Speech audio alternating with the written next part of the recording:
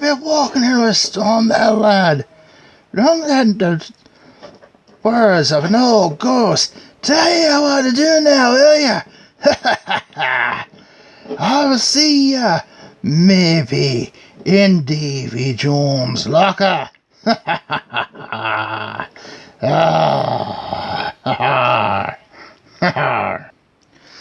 Hey.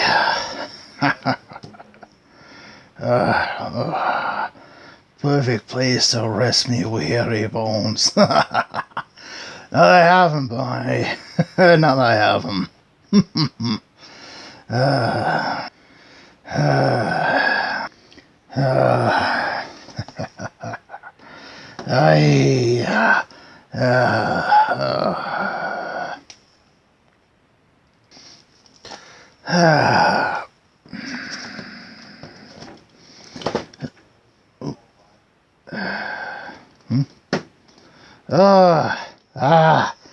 You come for a ghost story, yeah.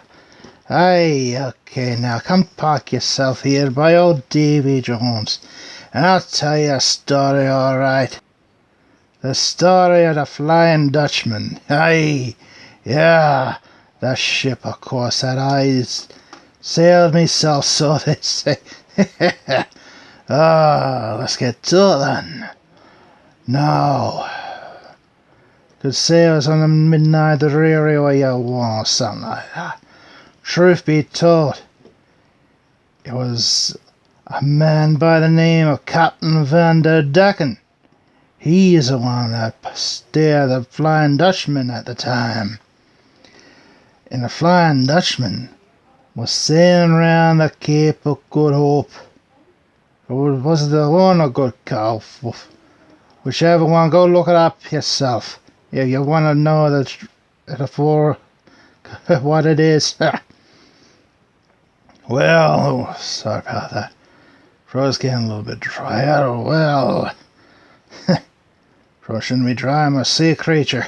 So they say. Well, to the story now. On to the good old story. Well, Captain Van der Decken.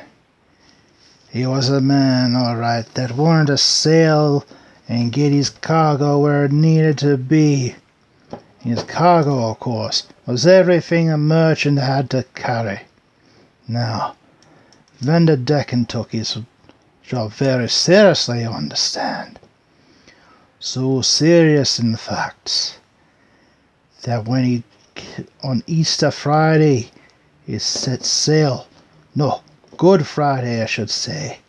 He set sail, aiming to get around the Cape, the Horn, whichever you want to call. Yes, that. The Horn of Cape Hope. Unfortunately, by that time there was a storm, and it was bad to sail at Easter, you see. It was considered to be a very bad luck. But that did not stop the captain one bit.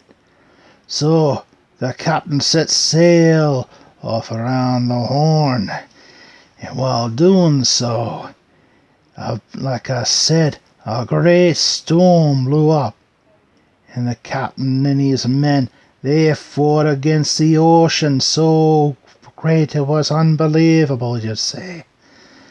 Of course, you would have to say that, some people would.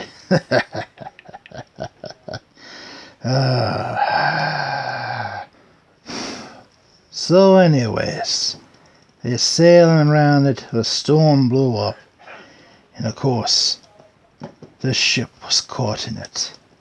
Now Captain Van der Decken, he was not a man to stop, nor was he a man of good humour. He was a foul-tempered man, apparently.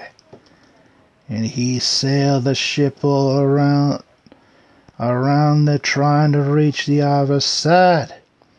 So, next thing you know, his first mate came up to him and pleaded with him. Captain, will you not take us to port? Unfortunately, the poor man did not dare to think what would come next. The captain himself looked at the man with eyes of fury. When I say he had a wicked temper, I mean wicked. He grabbed the poor first mate and flung him over the side of the ship into the stormy depths below. And he had vowed that come hell, high water, or anything else, he would make it round the Cape.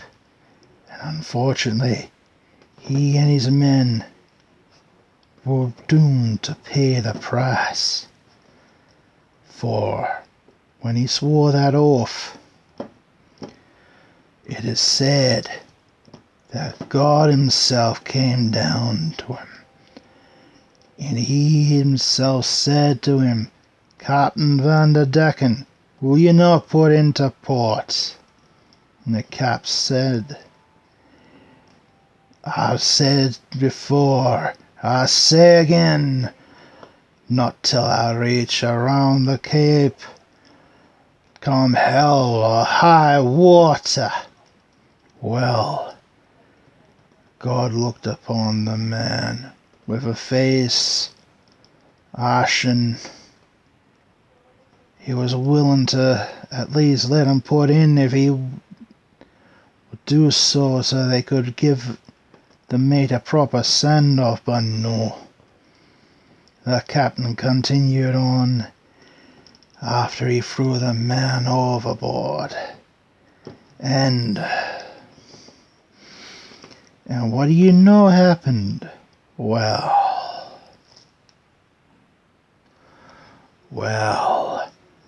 keep a sense.